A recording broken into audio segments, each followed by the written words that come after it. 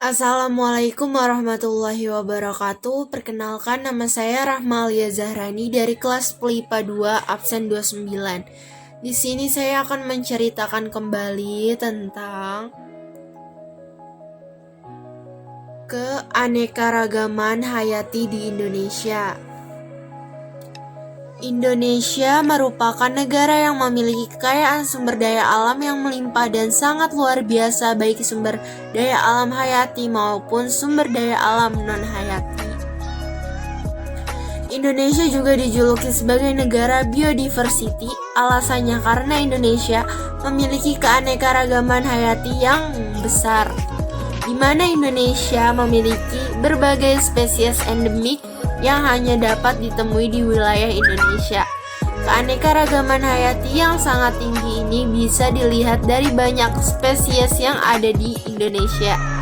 Keanekaragaman hayati atau biodiversity adalah variasi dan variabilitas kehidupan di bumi. Meskipun ekosistem hutan tropis hanya mencakup 10% dari permukaan bumi, tapi ekosistem ini memiliki sekitar 90% spesies yang ada di hutan.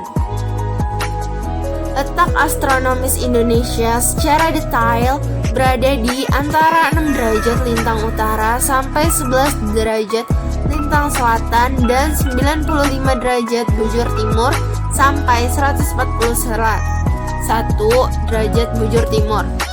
Sumber daya alam hayati menggambarkan bermacam-macam makhluk hidup. Keanekaragaman dari makhluk hidup dapat terjadi karena adanya perbedaan warna, ukuran, bentuk, jumlah, tekstur, penampilan, dan sifat. Frasa non-hayati dapat diartikan tak hidup.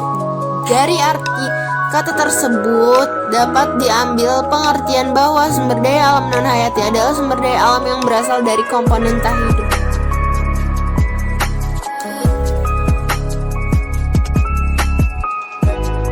Selanjutnya, Indonesia juga disebut negara maritim. Negara maritim adalah negara yang sebagian wilayahnya perairan, yang memiliki luas daratan lebih kecil daripada luas lautnya. Bahkan Indonesia termasuk negara dengan laut terluas di dunia. Sebagai negara maritim, pastinya banyak warga negara Indonesia yang menyambung hidup dari hasil laut Indonesia. Karena kekayaan laut Indonesia yang amat sangat membantu warga Indonesia untuk menyambung hidupnya.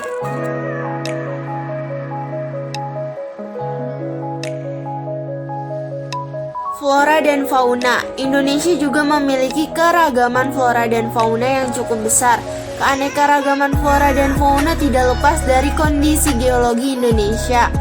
Pada zaman Pleistocene, keberadaan flora dan fauna tersebut di berbagai wilayah Indonesia. Persebaran flora dan fauna dipengaruhi oleh beberapa hal seperti iklim, tanah, bentuk muka bumi, dan faktor dari makhluk hidup lainnya. Wilayah Indonesia memiliki jenis keanekaragaman flora dan fauna yang sangat besar. Kalau kita secara biodiversitas flora dan fauna, negara Indonesia menempati peringkat ketiga di dunia. Keanekaragaman ini dipengaruhi oleh letak geografis dari iklim tropis yang ada di Indonesia. Tingkatan keanekaragaman hayati. Tingkat keanekaragaman hayati meliputi tingkatan keanekaragaman gen, tingkat keanekaragaman spesies, tingkat keanekaragaman ekosistem.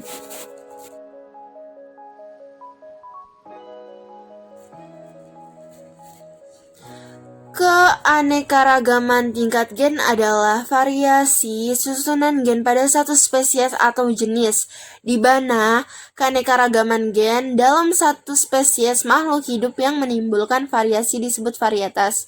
Contoh keanekaragaman tingkat gen variasi dalam spesies salah satunya adalah ayam atau galus, yang meliputi ayam Cermani, ayam bangkok putih, ayam Arab, dan ayam kampung.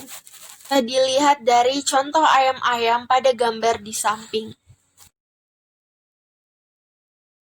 Yang kedua adalah keanekaragaman hayati tingkat spesies, menunjukkan keanekaragaman atau variasi yang terdapat pada berbagai jenis atau spesies makhluk hidup dalam genus yang sama atau familia yang sama pada berbagai spesies tersebut terdapat perbedaan spesifik.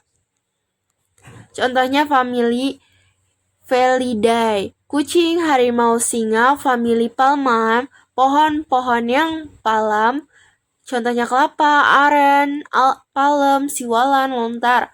Famili Papilionaceae, kacang tanah, kacang buncis, kacang panjang, kacang kapri. Famili Graminae adalah rumput teki, padi, jagung. Genus Impomoe, ketela rambat dan kangkungan. Genus Ficus, pohon beringin, pohon prech.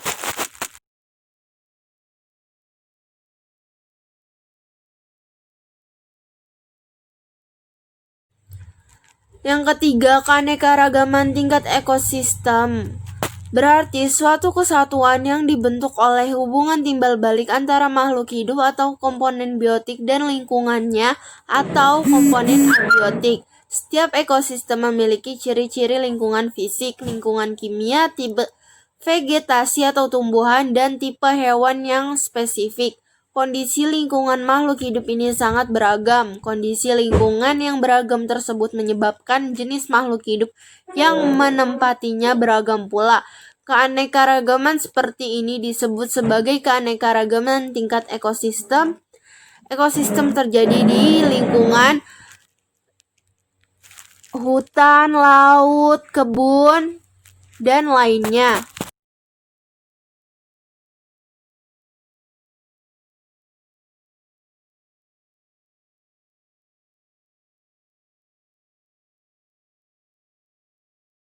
Upaya-upaya melestarikan keanekaragaman hayati di Indonesia.